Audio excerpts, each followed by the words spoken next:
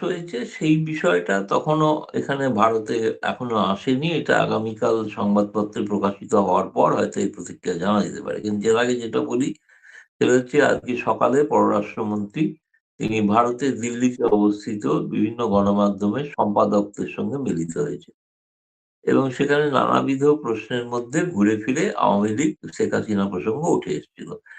একটা সময় কিন্তু আমি শুনেছি যে তিনি বেশ বিরক্ত বোধ করছিলেন যে কেন বারবার শেখ হাসিনা প্রসঙ্গ আছে, আর কিছু প্রশ্ন নেই কোনো অন্য। সেটা বলার পরে প্রায় শেষ পর্যন্ত সে পর্যন্ত বলেছেন যেটা সেটা হচ্ছে যে আমরা শেখ হাসিনাকে সন্ত্রাসবাদী মনে করি এবং আমরা মনে করি যে আওয়ামী লীগের কিন্তু একটা বাংলাদেশে রাজনীতি করার স্পেস আছে। সেই স্পেস শেখ হাসিনা ছাড়া অন্য কেউ করলে আমাদের আপত্তি নাই। দ্বিতীয়ত তারা বলছেন যে তাহলে নিষেধাজ্ঞা উঠবে কি করে? নিষেধাজ্ঞা উঠতে পারে যদি শেখ হাসিনা ছাড়া অন্য কেউ আবেদন করেন, তখন এটা বিবেচনা করা যেতে পারে। এখন একটা অন্য দল সিদ্ধান্ত নিচ্ছেন যে আরেকটা দলের নেতৃত্ব কে হবেন। কালকে কি ভবিষ্যতে কোনোদিন শেখ হাসিনা সিদ্ধান্ত নেবেন যে বিএনপির নেতৃত্ব কারা করবেন, করবেন না? জানি না সে প্রসঙ্গে এবং সেটা কিন্তু ওরা যে খুব বলতে চেয়েছিলেন তা নয়। আসলে ভারতীয় সাংবাদিক, ভারতীয় গণমাধ্যমে এটা বাংলাদেশের সকলেরই জানে হয়তো শেখ হাসিনা বঙ্গবন্ধুর অত্যন্ত প্রিয়, অত্যন্ত প্রিয়। সেটা বাংলাদেশের মানুষ যাই মনে করুক, কি মনে করে। আমরা এখনো মনে করি যে শেখ হাসিনা এবং বঙ্গবন্ধুর প্রতি যে শ্রদ্ধা এবং ভালোবাসা, সেটার কোনো কমতি নেই বলে বারবার এই সম্পাদকরাও প্রশ্ন করেছিল। যে তারা চাইছেন এই অভিব্যক্তিতে যে কিভাবে শেখ হাসিনা বা আওয়ামী লীগ রাজনীতিতে আবার ফিরে যেতে পারে।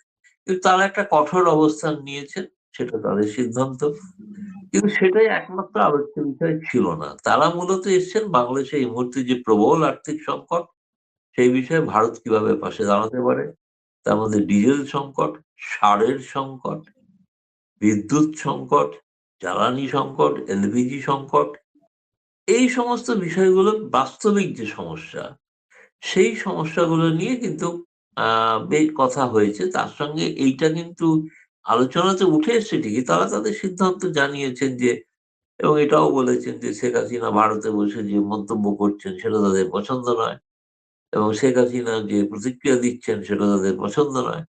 স্বাভাবিক তারা সেটা বলতে পারেন। কিন্তু সেটা মুখ্য আলোচ্য বিষয় ছিল না বলেই আমার ধারণা। মুখ্য আলোচ্য বিষয় ছিল যে কিভাবে ভারত বাংলাদেশ যৌথভাবে সমস্যার সমাধান করতে পারে। বর্তমানে তারা অনেক কিছু প্রশ্ন করেছেন, অনেক কিছু বাণিজ্যিক সম্পর্ক কিভাবে উন্নত হতে পারে, অন্যান্য বিষয় কিভাবে আরো উন্নত হতে পারে, ভিসা সংক্রান্ত বিষয়টা প্রাধান্য পেয়েছে। তারা যেটা বলেছেন যে ২০২৫ সালের আগে পর্যন্ত ২৬ লক্ষ ভিসা দিয়েছিল ভারত। যেটা ২০২৫ সালে এসে মাত্র ৫ লক্ষতে নেমেছে। সেই মেডিকেল ভিসা, পর্যটন ভিসা নিয়ে কথা কথা হয়েছে এই ভিসাগুলোকে যদি আরো বাড়ানো যায়। একই সঙ্গে কিন্তু যেটা হয়েছে সেটা হচ্ছে যে আ তারা হাদি হত্যার বিষয়ে জানতে চেয়েছেন এবং সেই বিষয়ে তারা একইভাবে প্রস্তাব কিন্তু দুটো বিষয়তেই তারা জানেন। এটা বাস্তবিক। তারা দাবির জন্য হতে পারে, গণমাধ্যমে ছাপা হতে পারে, পরিধিত হতে পারে। সেটা তাদের দাবি করতেই হবে। কিন্তু এই দুটি বিষয় এত দ্রুত সমাধান হওয়ার বিষয় নয়। কিন্তু দুটি বিষয় সম্পর্কেই তারা বলেছেন, এই দুটি বিষয় ছাড়াও কিন্তু ভারত-বাংলাদেশ সম্পর্কে এগিয়ে নিয়ে যাওয়ার প্রয়োজনীয়তা আছে। প্রয়োজনীয়তা আছে এবং সেক্ষেত্রে তারেক রহমানের ভবিষ্যৎ ভারত সফর কি নরেন্দ্র মোদীর ভবিষ্যৎ ভারত সফর কোনটাই শেখ হাসিনা বা হাদি হত্যাকারীর জন্য আটকে থাকবে। এটা হচ্ছে রেশনাল আচ্ছা। একটা আমার মনে হয়েছে বক্তব্য এবং এটা ইতিবাচক দিক। বাস্তবিক দিক থেকে খুবই যে আমি বলব খুব নেতিবাচক কোনো বৈঠক হয়েছে, বৈঠক ব্যর্থ হয়েছে এরকম বলা যাবে না। ভবিষ্যতে কারণ জয়শঙ্কর নিজে বলেছেন আমরা ভবিষ্যতে আরো নিজেদের মধ্যে আরো কথাবার্তা বলব। ৭৫ টা ভারত আর বাংলাদেশের মধ্যে মেকানিজম আছে। সেই মেকানিজম গুলোকে রিভাইভ করা। সেটা যৌথ নদী কমিশন থেকে শুরু করে ইত্যাদি। তো একটা জিনিস পরিষ্কার যে গঙ্গা নদী চুক্তি আপাতত কিছু কোনো অগ্রগতি হয়নি বা কোনো অগ্রগতি হচ্ছেও না। কারণ এটা পশ্চিমবঙ্গে নির্বাচন আছে। ভারত সরকারের নিয়ম হচ্ছে, সংবিধানের নিয়ম হচ্ছে পশ্চিমবঙ্গ সরকার সেই সরকারের মতামত ছাড়া এই বিষয়ে অগ্রগতি হবে না। সেটা যেকোনো নদীর বিষয়। ফলে এই যে কোনো আলোচনা হয় দেখবেন বাংলাদেশের যে বাংলাদেশ সরকারের তরফ থেকে যে স্টেটমেন্ট করা হয়েছে তাতে কিন্তু এই প্রসঙ্গটা নেই। তাতে এই প্রসঙ্গটা উল্লেখ করা নেই। আচ্ছা ফলে আমার কাছে আপনি যেটা দেখবেন যে বাকি অনেক বিষয় উল্লেখ করা আছে। তারা হাদি ইত্যাদি হাদির হত্যাকারী প্রথম দিয়েছেন গুরুত্ব, পরের প্যারাগ্রাফে আছে শেখ হাসিনা। মানে হাদিরা প্রাধান্য পেয়েছে শেখ হাসিনার থেকে। তো এটা খুব আচ্ছা গুরুত্বপূর্ণ দিক। ভালো করে দেখতে গেলে বিটুইন দ্য লাইনস যদি বলেন, বাংলাদেশ ও বাংলাদেশ কিন্তু এই সফরটা চেয়েছিল। এটা কিন্তু ভারতের আমন্ত্রণে উনি এসছেন এমন কিন্তু নয়। কারণ উনি মরিশাস যাওয়ার পথে এবং মরিশাসে যে যাচ্ছেন সেটা হচ্ছে সেখানে ইন্ডিয়া ওশানের রিমের কনফারেন্স। সেখানে হয়তো জয়শঙ্কর যাবেন। আপনি হয়তো জানেন যে এই সংগঠনটা এই কনফারেন্সটা আয়োজন করে থাকে ভারতের আরএসএস এর থিঙ্ক ট্যাঙ্ক ইন্ডিয়া ফাউন্ডেশন, যার নেতা রাম মাধব। তিনি বাংলাদেশে যখন করতেন তখনও শেখ হাসিনা মদত দিতেন। এখন নতুন সরকার তিনিও মদত দিচ্ছেন। এটা কিন্তু আরএসএস এর সংগঠন। তো ফলে আচ্ছা এই কারণে সেই কারণে সেই সংগঠনে যাচ্ছেন এবং সেখানে সমস্ত পৃথিবীর সমস্ত দেশের মানুষেরা এসে থাকেন। পান্না, দুঃখিত আপনাকে অনেকক্ষণ অপেক্ষা করাতে হয়েছে। পান্না, একজনের কমেন্ট দেখছিলাম, আমি একজন দর্শক কমেন্ট করলো যে আওয়ামী লীগকে বিপ্লবী হওয়ার পথে ঠেলে দেওয়া হয়েছে।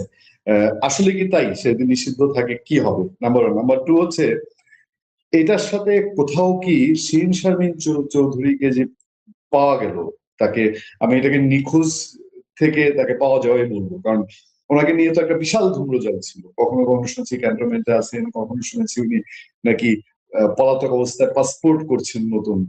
তো আবার কেউ কেউ বলছে যে রিফর্ম আওয়ামী লীগের একটা আওয়াজ শিরিন শারমিনকে নিয়ে। আমি ঠিক পান্না, আপনার কাছে কি মনে হয় এই যে আওয়ামী লীগ নিষিদ্ধের আইনের পাশাপাশি এই বিষয়গুলো, এটা কোথাও না কোথাও কি কোনো রিলেট করে কিনা? এবং এই যে দর্শক যেটা বললেন যে বিপ্লবী পথে ঠেলে দিয়েছে, আওয়ামী লীগ কি তাহলে ওই ধরনের কোন স্টেপে যাবে? সময়ের প্রয়োজনে হয়তো যেতেই পারে এবং সেটির সম্ভাবনা বেশি যদি এভাবে রাখা হয়। আমার মনে হয় যে এভাবে রাখা সম্ভব না। আন্তর্জাতিক চাপ থাকবে। একটা রাজনৈতিক দলকে নিষিদ্ধ করে রাখা হবে বা রাখতে চাওয়া হবে। এটি মনে করার কোনো কারণ নাই যদি সেটি সফল হবে। খুব স্বাভাবিক। দেখুন, জামাত স্বাধীনতা বিরোধী শক্তি হওয়া সত্ত্বেও যখন ২০২৪ এ ৫ আগস্টের আগে সম্ভবত ২ আগস্ট বা ১ আগস্ট এক জামাতকে নিষিদ্ধ তারিখে করা পান্না হতো ভাই, ১ তারিখ। ১ তারিখে। আমরা কিন্তু তখনও প্রতিবাদ জানিয়েছিলাম যে এটি কোনো পথ নয়। যদি নিষিদ্ধ করতে হয়, আইনের মাধ্যমে নিষিদ্ধ করতে হবে। বিচারিক প্রক্রিয়ায় নিষিদ্ধ করতে হবে। যুদ্ধাপরাধী সংগঠন হিসেবে বা স্বাধীনতা বিরোধী শক্তি হিসেবে। তো এখন স্বাধীনতার যুদ্ধ যে দলটি নেতৃত্ব হলো সেই দলটিকেই এখন নিষিদ্ধ করে রাখা হচ্ছে। রাজনৈতিক কার্যক্রম নিষিদ্ধ করে রাখা মানে এক ধরনের দলটাকেই ব্যান করে রাখা। শুধুমাত্র মানে আওয়ামী লীগ নামটা উচ্চারণ করা যাবে এরকম আরকি। বিষয়টি হচ্ছে যে এর সাথে অনেক বিষয় রিলেটেড। একটা হচ্ছে যে প্রসঙ্গক্রমে চলে এলো জামাতের কথা। এগুলো সব ইউনূসের meticulous ডিজাইন। সবই ডিজাইনের অংশ। আ যেমন আইসিটিতে যুদ্ধাপরাধীদের বিচার হয়েছে। সেই আইসিটিতে শেখ হাসিনার বিচার করা হচ্ছে বা আওয়ামী লীগের অন্যান্য নেতাদের বিচার করা হচ্ছে। যেহেতু শেখ হাসিনা সেখানে যুদ্ধাপরাধী বিচারটি শুরু করেছিলেন। এগুলো কোইন্সিডেন্ট না। এগুলো সব হিসাব-নিকাশ করেই করা হয়েছে ডক্টর ইউনূসের সময়। এখন বিষয় হচ্ছে যে শিরীন একটু খেয়াল করুন, যখন ডক্টর খলিলুর রহমান আমাদের পররাষ্ট্রমন্ত্রী মানে বহুল বিতর্কিত ব্যক্তি, তিনি যখন ভারত সফরে গেলেন ঠিক সেই মুহূর্তে সাবেক স্পিকার শিরীন শারমিন চৌধুরীকে আটক করা হলো ১৯ মাস পরে। তিনি আত্মগোপনে ছিলেন নাকি তিনি আটক অবস্থায় ছিলেন, তাকে আগেই আটক করা হয়েছে, পরে জনসম্মুখে হাজির করা হয়েছে। এগুলো নানান ধরনের প্রশ্ন আ উঠছে। সেগুলো উঠাই স্বাভাবিক। যেহেতু তিনি ক্যান্টনমেন্টে ছিলেন, ক্যান্টনমেন্ট থেকে আইএসপিআর এর প্রেস রিলিজ বা তাদের বিবৃতির মাধ্যমে, স্টেটমেন্টের মাধ্যমে ক্লিয়ার যে আ ৬৩২ জন যারা আশ্রয় নিয়েছেন তার মধ্যে শিরীন শারমিন চৌধুরী ছিলেন। তো তারপরে তাকে কোথায় রাখা হয়েছিল? তাকে কি ওখান থেকে রিলিজ করে দেয়া হয়েছিল? এই বিষয়ে নিশ্চয়ই আমরা সেনাবাহিনীর পক্ষ থেকে একটা বক্তব্য আশা করতে পারি। আশা করতে পারি মানে কি আমরা দাবি করতে চাই। এটাতে কোনো মানে আ ছেলেখেলা নয়, তাই না? তিনি রাষ্ট্রের ৩ নম্বর সর্বোচ্চ ব্যক্তি ছিলেন। মানে ক্যাটেগরিক্যালি আ বা রাষ্ট্রের সবচেয়ে গুরুত্বপূর্ণ ব্যক্তি রাষ্ট্রপতি, তারপর প্রধানমন্ত্রী, তারপর ৩ নম্বরে স্পিকার। তো তিনি এই মুহূর্তে স্পিকার না থাকলেও আওয়ামী লীগ আমলের মানে ক্রমান্বয়ে ক্রমিক নম্বর হিসেবে ৩ নম্বর গুরুত্বপূর্ণ ব্যক্তি। তো সেই ব্যক্তি কোথায় ছিলেন এটা তো জানার অধিকার রাখে মানুষ রাষ্ট্রের কাছ থেকে। রাষ্ট্রের তো একটি খুব গুরুত্বপূর্ণ অংশ আমাদের সেনাবাহিনী। এমনিই সেনাবাহিনীকে নানানভাবে বিতর্কিত করা হয়েছে। নতুন করে আর কোন বিতর্কের মধ্যে যাবে এটি আমরা চাই না।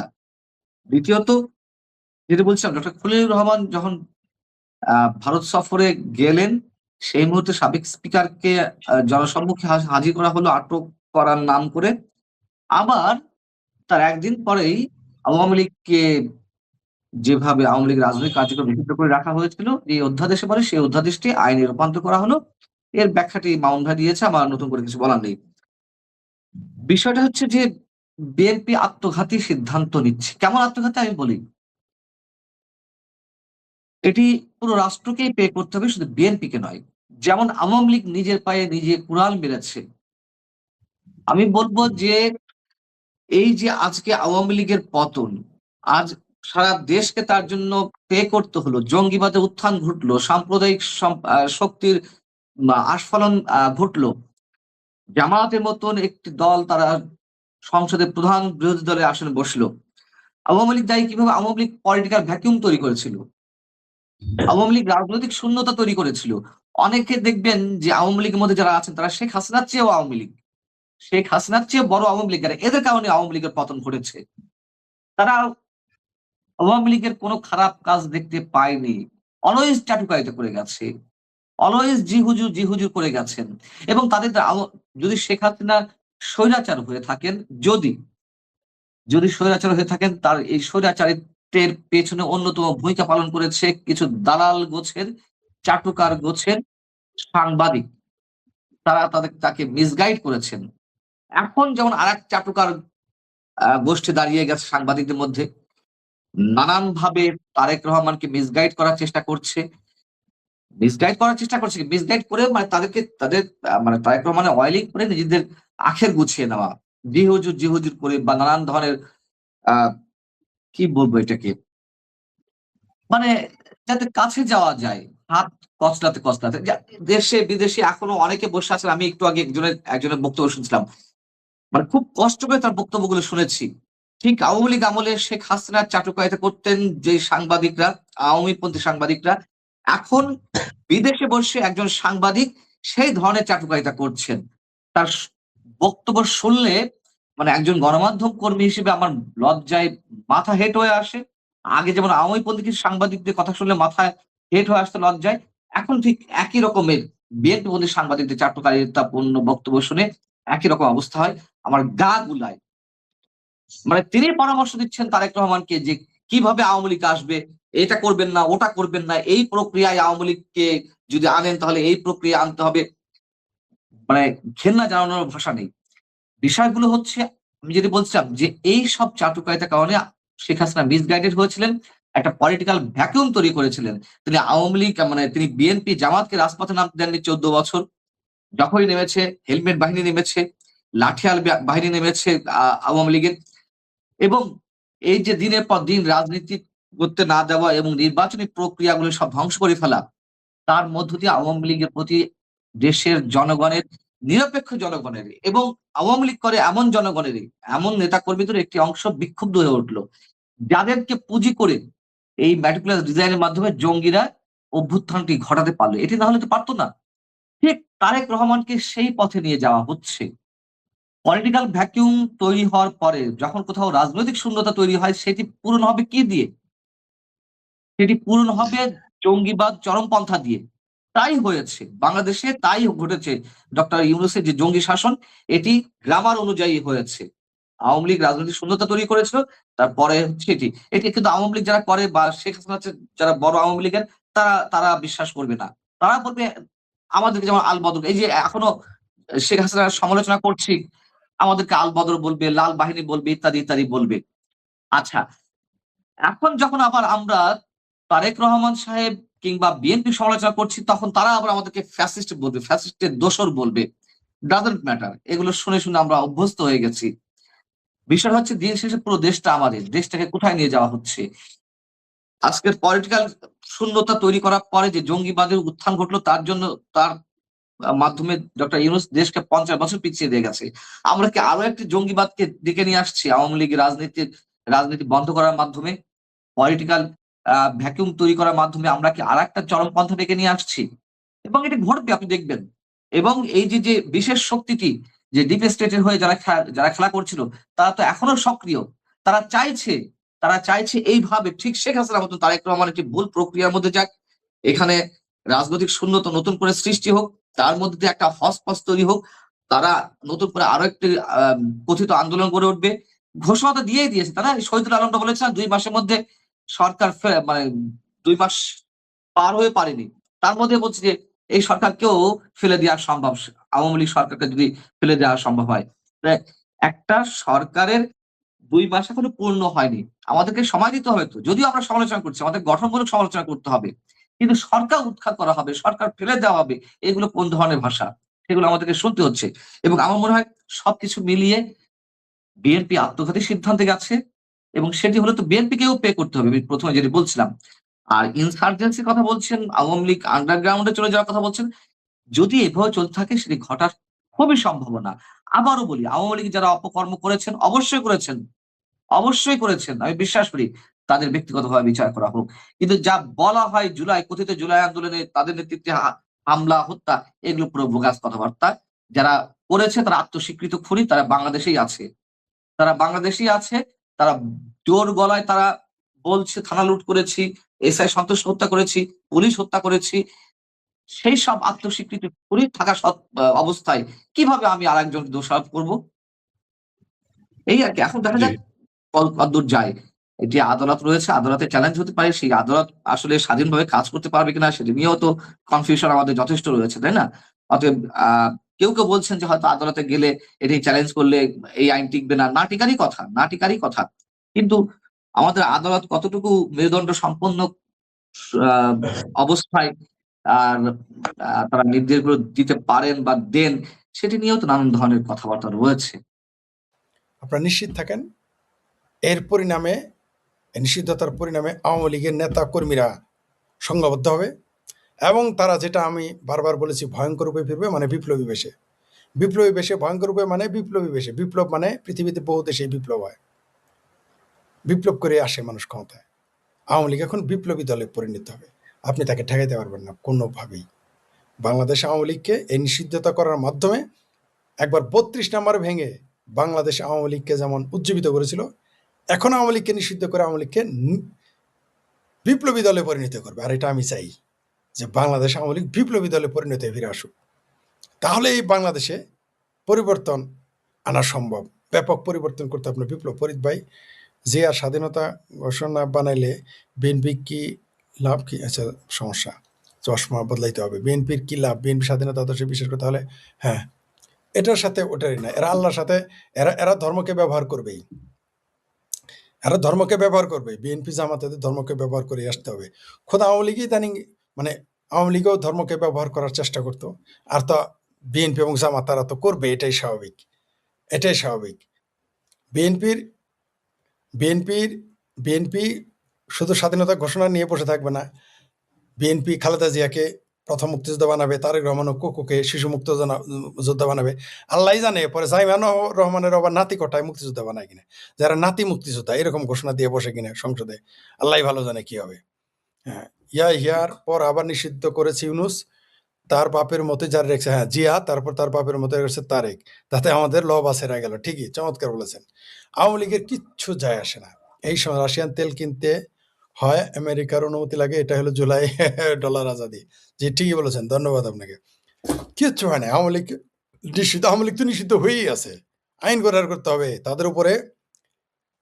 এই এখন কি তেল না, এখনই তেলের বাজার স্থিতিশীল হবে বলে এটার সাথে ওটার সম্পর্ক নেই। তেলের বাজার বিভিন্ন কারণে অস্থিতিশীল হবে, শুধু এটা না, অস্থিতিশীল আবার ইরানে যখন আবার মারপিট শুরু, আজকে নাকি তথাকথিত তারা সীমিত করছে হামলা করবে না, কয়দিন পর আবার শুরু হলে আবার বাড়বে। একটু ছাড় দিল আর কি, যাতে একটু মানুষ নিঃশ্বাস নিতে পারে। কয়দিন পর দেখবেন আবার শুরু হবে।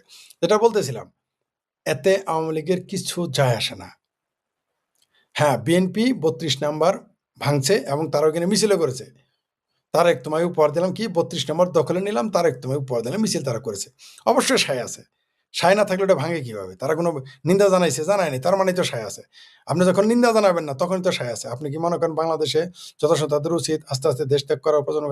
আমি তো বলেই দিয়েছি আপনাদের, এটা আজকে নতুন নয়। আমি বলেছি আপনারা যারা বাংলাদেশে আছেন তারা তাদের সম্পত্তি বিক্রি করে আপনারা দেশ ছেড়ে চলে যান। কারণ এখানে আপনারা থাকলে পরে কিন্তু এই সম্পত্তি নিয়ে যেতে পারবেন না। পরে কিন্তু এক কাপড়ে চলে যেতে হবে, কাপড়টাও থাকতে হবে পুরান। এমনকি নিজের শরীর ঠিক থাকবে কিনা তার গ্যারান্টি নেই।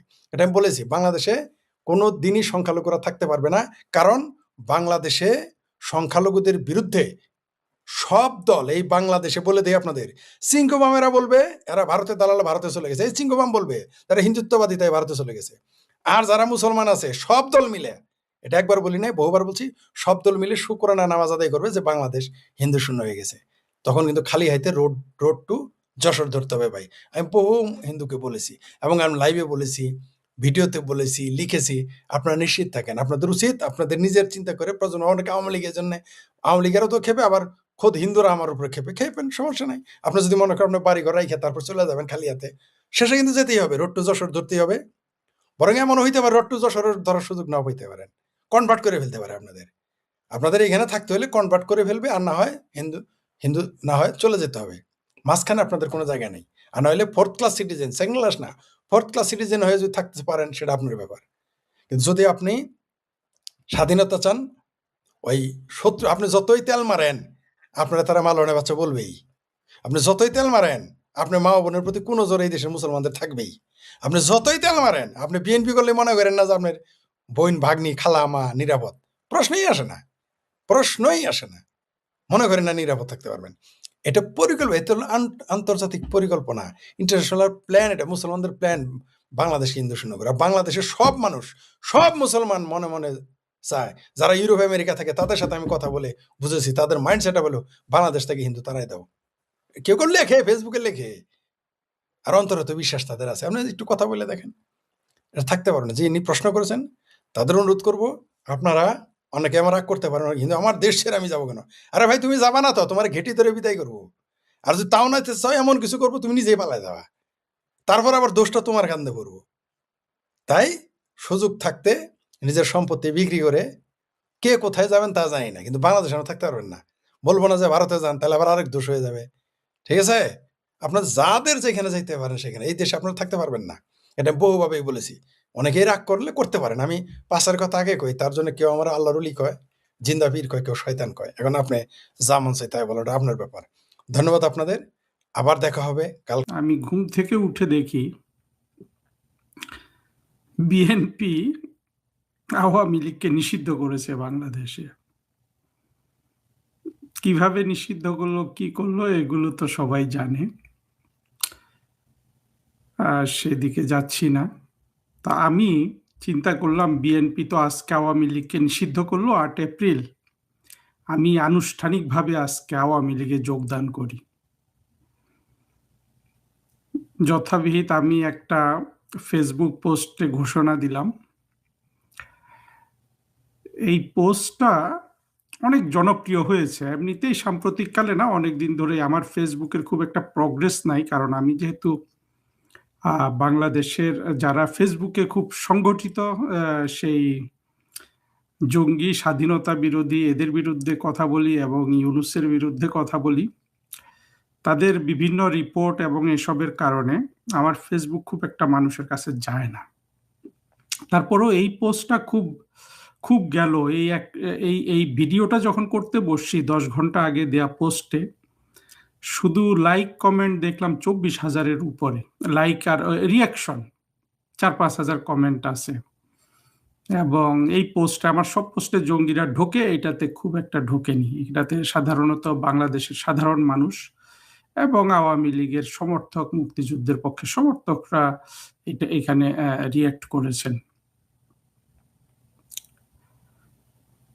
তো আমি নিজেকে সৌভাগ্যবান মনে করছি যে একটা বিশেষ দিনে আওয়ামী লীগে সক্রিয়ভাবে যোগদানের ঘোষণা দিতে পারলাম।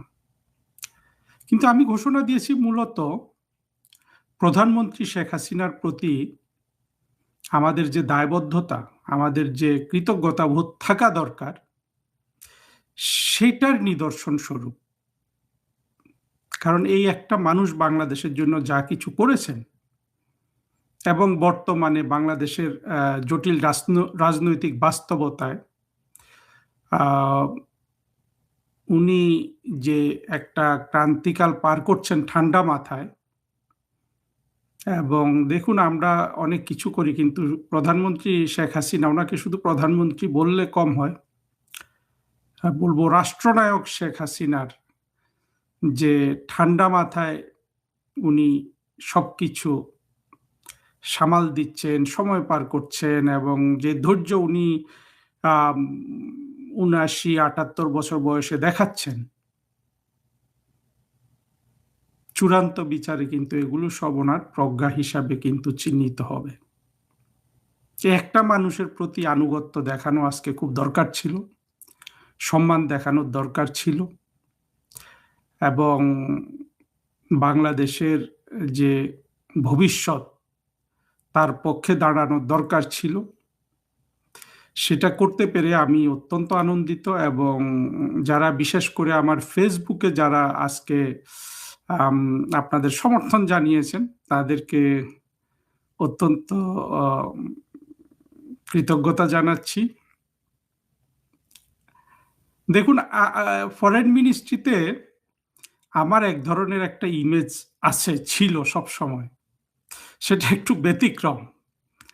সেটা ব্যতিক্রম এই অর্থে যে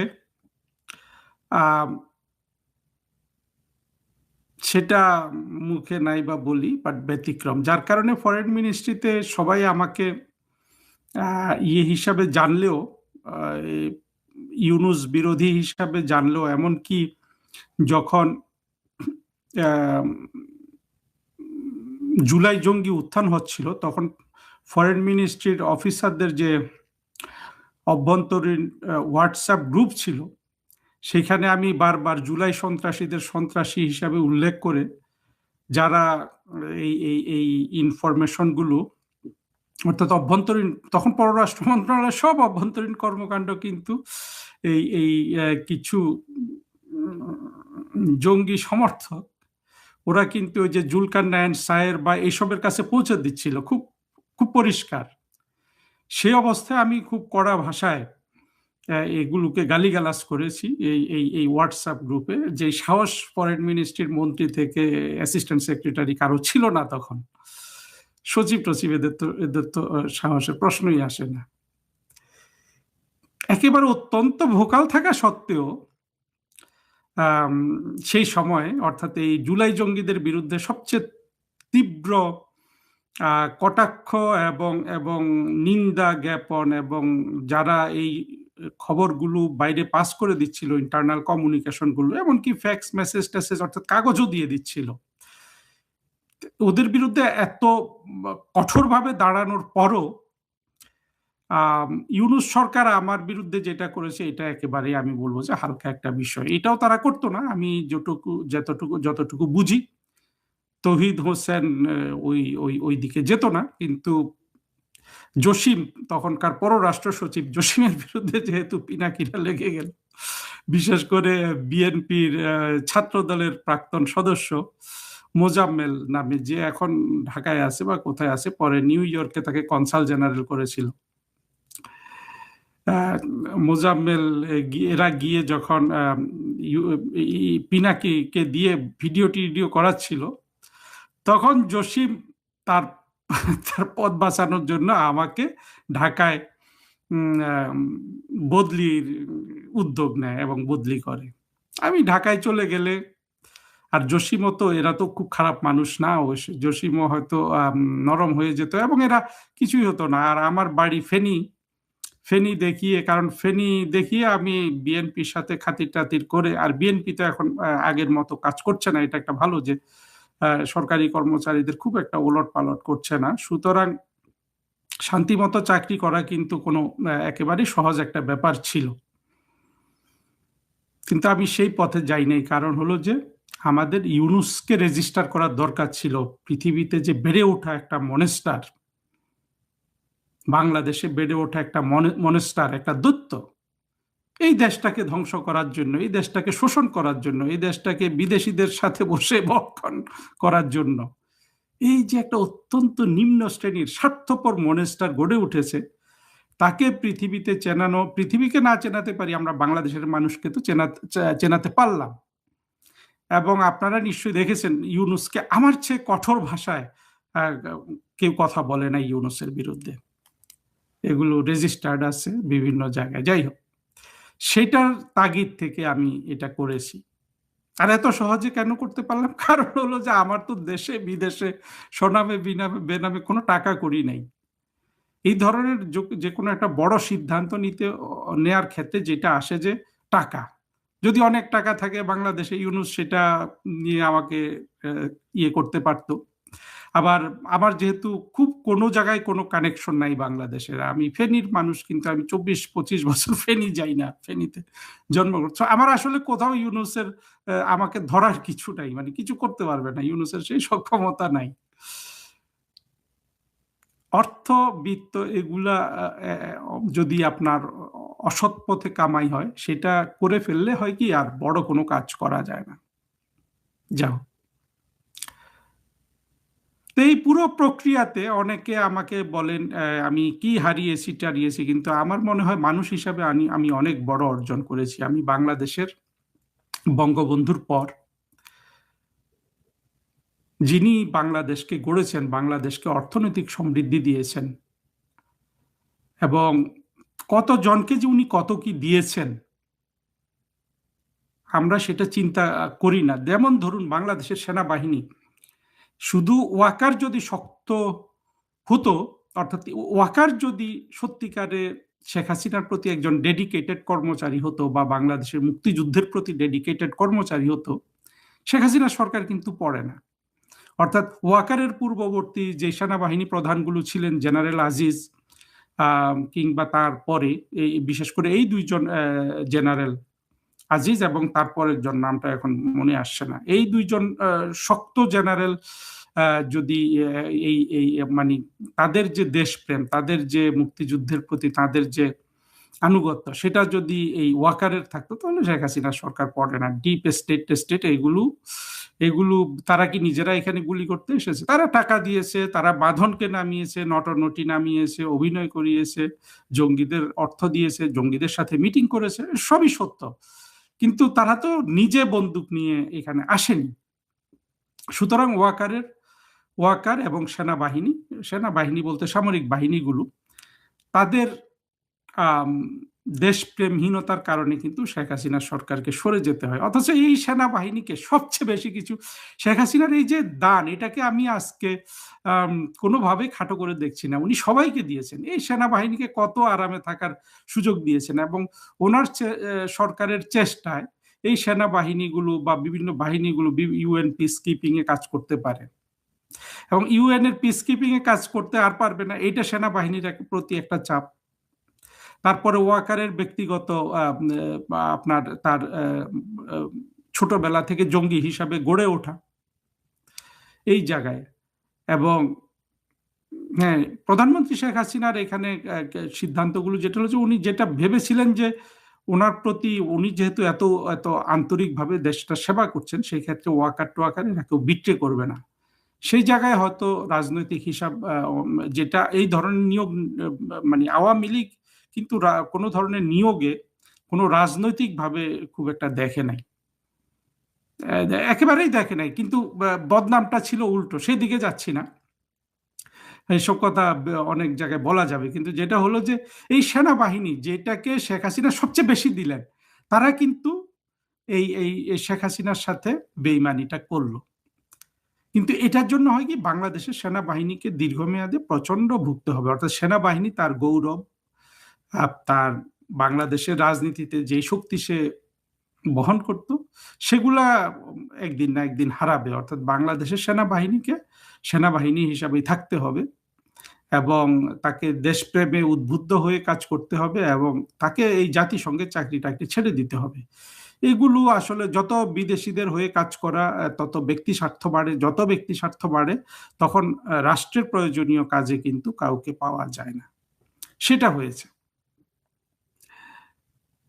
যাই হোক, এই শেখ হাসিনা কাকে না দিয়েছেন, আমি দেখলাম যে উনি সবাইকে দিয়েছেন, অর্থাৎ বাংলাদেশের সব মানুষকেও দিয়েছেন। কিন্তু এত দেওয়ার মাঝখানেও যেই মানুষগুলো সবচেয়ে বঞ্চিত, অর্থাৎ যে ভাগ্যক্রমে হোক ফাঁক ফোকর হোক কিছুই পায়নি, সে আওয়ামী লীগের নিরীহ কর্মী সমর্থকরা কিন্তু আজকে শেখ হাসিনার জন্য সবচেয়ে বেশি তার পেছনে আজকে ঐক্যবদ্ধ।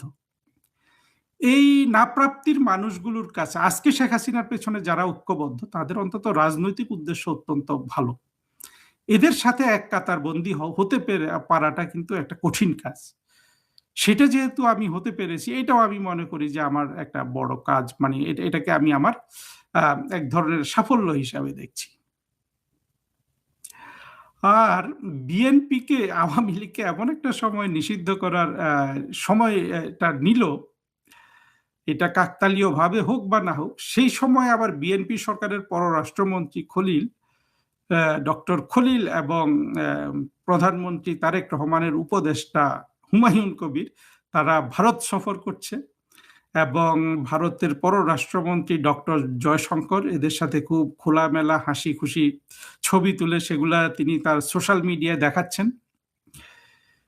এইটা কিন্তু দীর্ঘমেয়াদে আওয়ামী লীগ এবং ভারতের সম্পর্কে অন্তত নেতৃত্বের পর্যায়ে না হলেও বাংলাদেশের সাধারণ আওয়ামী লীগ সমর্থকদের অত্যন্ত মনে কষ্ট দিয়েছে। কারণ হলো, শুধু ভারতের সাথে আওয়ামী লীগ একটা স্বাভাবিক সম্পর্ক মেনটেন করতে দেখে বাংলাদেশের স্বাধীনতা বিরোধী জঙ্গি জামাত এবং বিএনপি এরা সবাই বাংলাদেশের মানুষের ধর্মীয় সেন্টিমেন্টকে ক্যাপিটালাইজ করে আওয়ামী লীগ একমাত্র ভারতের কাছে বাংলাদেশকে বিক্রি করে দেয়, সার্বভৌমত্ব বিক্রি করে দিয়েছে ইত্যাদি ইত্যাদি অপবাদ দিয়ে এরা কিন্তু রাজনীতি করত এবং রাজনৈতিক শক্তিটা অর্জন করত। সেই দিন যখন এই ভারতীয় সরকার যখন এই ধরনের একটা প্রতীকী ব্যঞ্জনা সৃষ্টি হলো, যেটা আওয়ামী লীগকে অপমান করা, যেই দিন বিএনপি আওয়ামী লীগকে নিষিদ্ধ করে, সেই দিন ভারতের সাথে বিএনপির বিশাল একটা সংহতি প্রকাশ হয় দুই দেশের পররাষ্ট্রমন্ত্রীর মাধ্যমে। সেটা একটা কড়া সিগন্যাল, অর্থাৎ বাংলাদেশের আওয়ামী লীগের সাধারণ সমর্থকদের মনে যথেষ্ট এটা মনোকষ্টের কারণ হয়েছে। ভারত এখানে রাজনৈতিকভাবে যথেষ্ট দ্বিপাক্ষিক সম্পর্ক বা ভবিষ্যতে এগুলার কিছু না কিছু প্রেস থাকবে। সেটা ভারত তো আসলে যেটাই হোক, ভারত তো কখনোই প্রজ্ঞার পরিচয় দিতে পারেনি আওয়ামী লীগের সাথে। আওয়ামী লীগ যেমন সেই দূরদৃষ্টি নিয়ে ভারতের সাথে বলিষ্ঠ সম্পর্ক গঠনের ক্ষেত্রে যে সম্পর্কটা যে সেই রকম ভিত্তির উপর দাঁড়ালো না, সেটার জন্য ভারত তো যথেষ্ট পরিমাণে দায়ী, অর্থাৎ ভারতের রাজনৈতিক নেতৃবৃন্দের কূপমণ্ডকতা তো সেখানে দায়ী। কিন্তু এখানে সবচেয়ে বেশি ক্ষতিগ্রস্ত যারা হচ্ছে সেটা হলো ভারতের বাংলাদেশে বসবাসরত হিন্দু জনসাধারণ। এই হিন্দু জনসাধারণকে কিন্তু এই বিএনপি জামাতেরাই, আওয়ামী লীগ, হ্যাঁ আওয়ামী লীগও হিন্দুদের ক্ষতি করেছে, কিন্তু মাত্রা তো অনেক কম ছিল। এক ধরনের সেই মাত্রাটা তো সবচেয়ে বেশি, অর্থাৎ হিন্দুরা বাংলাদেশ থেকে চলে যাক, এটা তো আওয়ামী লীগের সচেতন এজেন্ডা না, এটা সচেতন এজেন্ডা হলো বিএনপি এবং জামাতের। এবং যেই জায়গায় আপনি ভারতের এখানে ভারতের ভুলটা কি জানেন? ভারত হলো, অর্থাৎ তার যে নৈতিক ভিত্তির উপর দাঁড়িয়ে থেকে মানে বাংলাদেশের সাথে সম্পর্কগুলা দেখা দরকার ছিল, সেটা ভারত সরকার করতে ব্যর্থ হয়েছে। অর্থাৎ বাংলাদেশের হিন্দুদের যে কোনো সংখ্যালঘু শ্রেণী, এরা যেহেতু বিএনপি জামাত এদের হাতে সবচেয়ে বেশি নিরাপত্তা বিঘ্নিত হয়, ভারতের যে কোনো পরিস্থিতিতে উচিত ছিল বাংলাদেশের সংখ্যালঘু বিশেষ করে হিন্দু সম্প্রদায়ের স্বার্থ সংরক্ষণের দিকে তাদের মনোযোগ দেয়া। কিন্তু বিএনপিকে বাংলাদেশের জঙ্গি স্বাধীনতা বিরোধী এরা হিন্দু শক্তি, আধ্যাত্মবাদী শক্তি বললো, কিন্তু কার্যক্রমে কিন্তু সেটা নাই। অর্থাৎ ভারতের কার্যক্রম হলো অনেক বেশি ক্ষুদ্র দৃষ্টির উপর প্রতিষ্ঠিত। যা হোক, ভবিষ্যতে হয়তো আমরাই ভারতকে এগুলো শিখাতে পারবো যে কোথায় কোথায় তারা ভুল করেছে। কিন্তু বর্তমানে ভারতের আচরণটা হয়ে গেছে অত্যন্ত অদক্ষ, এবং ভারত তারেক রহমানের সাথে যেদিন জয়শঙ্কর সাহেব দেখা করলেন প্রধানমন্ত্রী বেগম খালেদা জিয়ার যেদিন ওনাকে দাফন করা হচ্ছে সেদিন যেই চিঠি নরেন্দ্র মোদী লিখেছেন, ওই চিঠিটা ভারত একেবারে বলবো যে তারেক রহমানকে চাটুকারিতা করার জন্য লিখেছেন। ওই চিঠির মধ্যে না ছিল কূটনৈতিক ম্যাচুরিটি, অর্থাৎ ভাষার ম্যাচুরিটি ছিল না, সত্যের বরখেলাপ ছিল, ইত্যাদি ছিল। তো ভারত কোন পর্যায়ে নিজেদের নামিয়েছে বিএনপির সাথে সুসম্পর্ক গঠন করার জন্য, ওই চিঠিটা পড়লেই কিন্তু বোঝা যায়।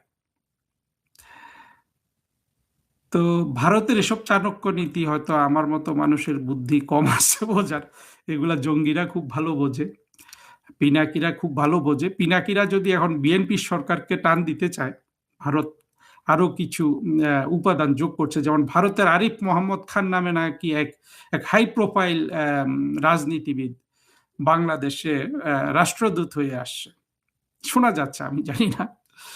তো এইটা মানুষ কখন করে? সাধারণত দেখবেন যে কোনো বৃহৎ শক্তি যদি ক্ষুদ্র শক্তিকে খুব বেশি গুরুত্ব দেয়, তাকে একটা আমি এটা বলতে চাই না, কিন্তু পিনাকিরা এটাই বলবে, তাকে যদি সে তার করদ রাজ্য হিসাবে মনে করে, তখন খুব উচ্চ পর্যায়ের প্রতিনিধি সেখানে রাষ্ট্রদূত হিসাবে পাঠায়। আপনারা এটা দেখবেন, আফগানিস্তান, ইরাক, এই রাষ্ট্রগুলো যখন মার্কিন যুক্তরাষ্ট্র কবজা করেছিল, অর্থাৎ সাদ্দাম টাদ্দাম এদেরকে পরাজিত করেছিল, এই ধরনের অনেক হাই প্রোফাইল, এটাই ন্যাচারাল হয়, হাই প্রোফাইল মানুষকে রাষ্ট্রদূত করে পাঠায়। এখন এটা কি ভারত সজ্ঞানে অজ্ঞানে কিভাবে করছে? নিশ্চয়ই তারা তারেক রহমানের সাথে অনেক ভালো সম্পর্ক বা বাংলাদেশের মানুষের সাথে ভালো সম্পর্ক রক্ষা করার জন্য করতে পারে এটা করলে। ওই আরিফ মোহাম্মদ খান নাকি অনেক জ্ঞানী মানুষ, আমি দু একজনের ফেসবুক থেকে দেখলাম, তার সম্পর্ক আমি তেমন কিছু জানি না। তো একজন মানুষের মুসলমান হওয়া, একই সাথে জ্ঞানী হওয়া, এটা তো খুব কঠিন কাজ। তো সেই কঠিন কাজ যদি আরিফ মোহাম্মদ খান অর্জন করে থাকেন, নিশ্চয়ই উনি দেখবেন বাংলাদেশের অবস্থা কি, অর্থাৎ বাস্তব অবস্থাটা উনি বুঝতে পারবেন। কিন্তু আপাতত এইরকম হাই প্রোফাইল রাষ্ট্রদূত নিয়োগের আর কোনো সিগনিফিকেন্স নাই। এটা শেখ হাসিনা করেছিলেন। শেখ হাসিনা যে সৈয়দ মোয়াজ্জেম আলী বা তার আগে যাকে রাষ্ট্রদূত করেছিলেন, কি নাম লোকটার, তো নাম এখন মনে আসছে না, এদেরকে উনি মন্ত্রীর মর্যাদা দিয়ে রাষ্ট্রদূত করেছিলেন ভারতে। সুতরাং তখন আপনি এটা ইয়ে করতে পারবেন যে ভারতকে বরঞ্চ প্রধানমন্ত্রী শেখ হাসিনা নিজের করদ রাজ্য হিসাবে বিবেচনা করে অনেক হাই প্রোফাইল রাষ্ট্রদূত সেখানে পাঠিয়েছিলেন। যাই হোক, এগুলো যতটা হাসির মানে আনন্দোচ্ছলে বলছি, বাট জিনিসগুলোর মিনিং কিন্তু এগুলোই। সারা পৃথিবীর কূটনৈতিক ইতিহাস যদি আপনারা পড়ে দেখেন, বা আপনারা যদি কূটনৈতিক নিয়োগগুলোর দিকে খেয়াল রাখেন আর কি।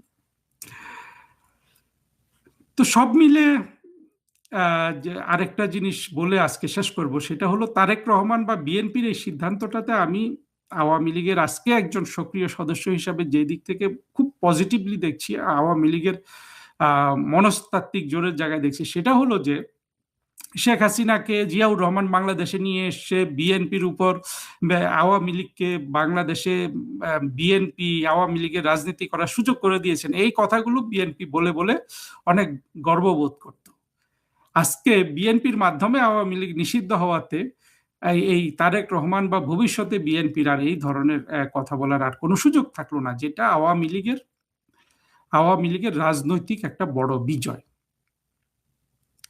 এবং তারেক রহমান বা বিএনপি তারা বাংলাদেশের মানুষকে ঐক্যবদ্ধ করার একটা সুযোগ গ্রহণ করতে পারতো। এটা বিএনপি থেকে আসার কোনো আশা করা যায় না। আমার বন্ধুরা বা আওয়ামী লীগের লোকজন তো তাই বলেন, কিন্তু হয় কি, আশা করা যায় না, কিন্তু কার কোন সময় কি ঐতিহাসিক দায়িত্ব সেটা তো স্মরণ করিয়ে দেওয়া যায়। তো বিএনপি সেই পথে গেল না। তারেক রহমান গেলেন সেই 2004 সালের 21শে আগস্ট গ্রেনেড হত্যা করে উনি যেই কর্মযোগ যেটা করতে চেয়েছিলেন, আজকে তার এটা আরেকটা অ্যাটেম্পট আওয়ামী লীগকে রাজনৈতিকভাবে ধ্বংস করার, সরিয়ে রাখার চেষ্টা, যার কারণে উনি যাতে নিরুপদ্রব ভাবে সরকার পরিচালনা করতে পারেন, এইসব চিন্তা ভাবনা কাজ করেছে। তো তো এগুলো তো আসলে এর চেয়ে দীর্ঘ চিন্তা তো ভারতেরও কাজ করে না, মার্কিন যুক্তরাষ্ট্রেরও কাজ করে না। মার্কিন যুক্তরাষ্ট্রেরও যদি সেই ধরনের প্রজ্ঞা থাকতো, তাহলে কি ইরানে মার্কিন যুক্তরাষ্ট্র এই যে সেটব্যাকের সম্মুখীন হলো সেটা হতো না। আমি আগেও আরেকটা ভিডিওতে বলেছি, মার্কিন যুক্তরাষ্ট্রের যদি তারা মানুষের ফ্রিডম নিয়ে কথা বলে, তারা নিজের দেশের নাগরিককে যেই ফ্রিডম দিয়েছে সেটা যদি অন্যদেরও ফিরিয়ে দিতে চায়, তাহলে তাকে অ্যাটাক করতে হবে জঙ্গিবাদকে। হ্যাঁ, ইরানের শাসক গোষ্ঠী জঙ্গিবাদের দ্বারা আক্রান্ত, তারা জঙ্গি, কিন্তু এই উদ্দেশ্যে না করে সে আরো শ্যালো একটা উদ্দেশ্যে করে যে ইমিডিয়েটলি সম্পদ দখল।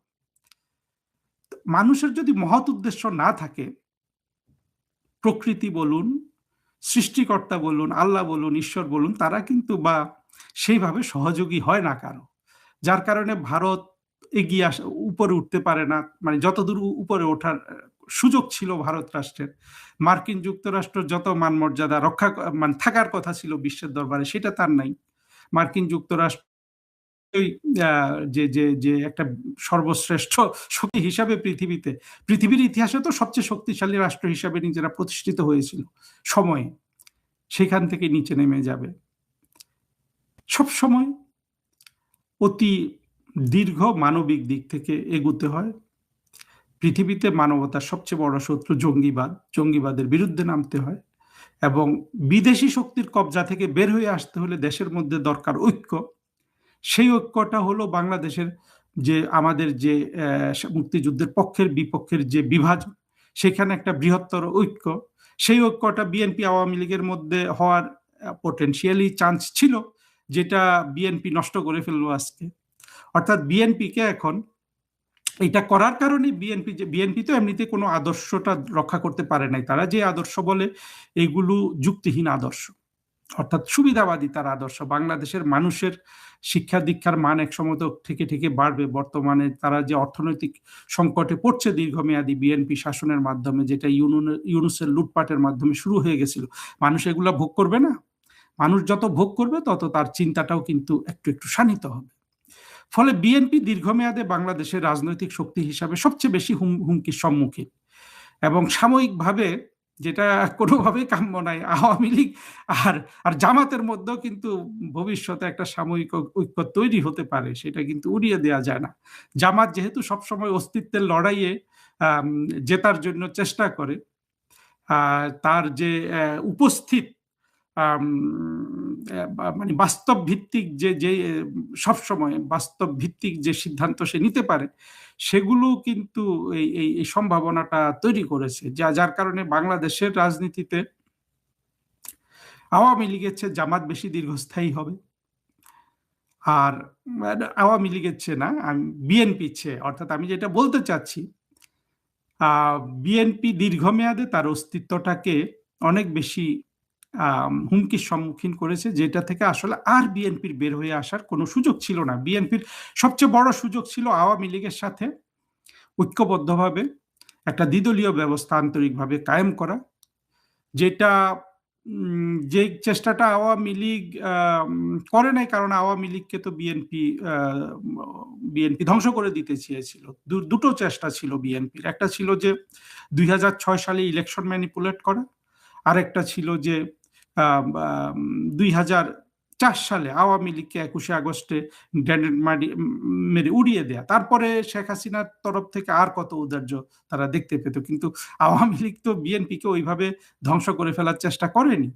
হ্যাঁ, তাকে মশামাছি মারার মতো জেলে দিচ্ছে, আটকেছে, কিছু রাজনৈতিকভাবে তারা চেষ্টা করেছে, কিন্তু এবং সবচেয়ে বড় কথা হলো মানুষ কি ভাবে না ভাবে, বাংলাদেশে যত বদমাস টাইপের বুদ্ধিজীবী নামে পরিচিত লোকজন আসে, এরা কি বলে না বলে, এগুলোকে শেখ হাসিনা অত্যন্ত গুরুত্ব দিয়েছিলেন।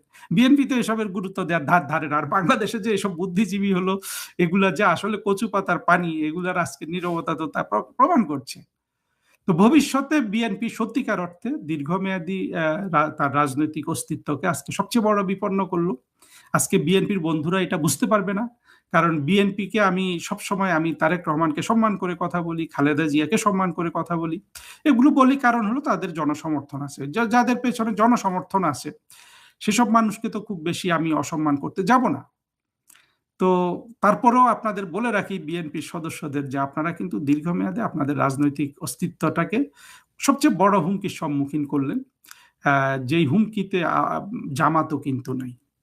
আর আওয়ামী লীগের তো চিন্তার কোনোই কারণ নাই। আওয়ামী লীগের নির্লিপ্ততা যা কিছুই হোক, যেখানে প্রধানমন্ত্রী শেখ হাসিনার মতো মানুষ আওয়ামী লীগের নেতৃত্ব দিচ্ছেন, সত্যি কথা বলতে কি আজকে দিনে একটা কথা বলি, আমার কাছে যত দিন যাচ্ছে মনে হচ্ছে আমি আওয়ামী লীগের অবশ্যই এখনো জোর দিব যে আওয়ামী লীগকে আরো বেশি প্রজ্ঞার সাথে, আওয়ামী লীগকে আরো বেশি বুদ্ধিবৃত্তিক দিক থেকে এগুতে হবে। আওয়ামী লীগের মানুষ, বিশেষ করে সক্রিয় সদস্যদের এবং নেতা যারা মন্ত্রী হবেন, ভবিষ্যতে রাষ্ট্র চালাবেন, তাদের অনেক বেশি প্রাজ্ঞ হতে হবে, অনেক বেশি শিক্ষিত হতে হবে এবং অনেক বেশি আলোকিত মানুষ হতে হবে। এগুলো সব ঠিক আছে, কিন্তু এই ঠিকের মধ্যেও এই পুরো রাজনৈতিক প্রক্রিয়া যেটা বাংলাদেশে 2024 সাল থেকে আমরা দেখি, উত্থান, তারপরে ইউনূসের শাসন, তারপরে তারেক রহমানের শাসন, তারপরে বাংলাদেশের উপর চীন, ভারত, মার্কিন যুক্তরাষ্ট্র এদের যে ধরনের প্রভাব, এই এই কঠিন যে আপনার একটা ঝঞ্ঝা বিক্ষুব্ধ একটা অবস্থায় ভূরাজনৈতিকভাবে এবং অভ্যন্তরীণ রাজনীতির ক্ষেত্রে বাংলাদেশ যাচ্ছে, সেখানে আমি সবচেয়ে আলোকিত, সবচেয়ে উদার, সবচেয়ে প্রজ্ঞাবান মানুষ হিসাবে কিন্তু শেখ হাসিনাকে দেখছি, আর কাউকে না। সেজন্য আজকে শেখ হাসিনার প্রতি কৃতজ্ঞতা বোধে বলুন, দায়বদ্ধতার হিসাবে আজকে আমি আওয়ামী লীগে যোগদান করলাম।